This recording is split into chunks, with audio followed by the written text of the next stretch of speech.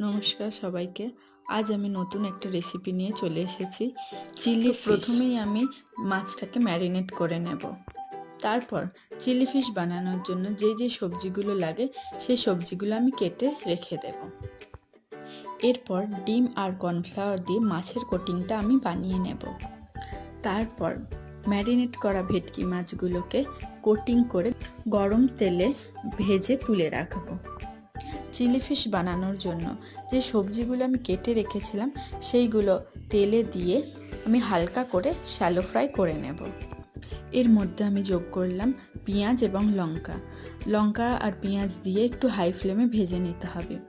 ভেজে নেওয়ার পর সসগুলোকে দিয়ে কর্নফ্লাওয়ার অ্যাড করে নিতে হবে। মাছগুলোকে দিয়ে পেঁয়াজ পাতা ছড়িয়ে নামিয়ে নিলেই আমাদের রেডি চিলি ফিশ। ভিডিওটি ভালো লেগে থাকলে একটি লাইক করে দেবেন। চ্যানেলটিকে সাবস্ক্রাইব করে আমার পাশে থাকবেন।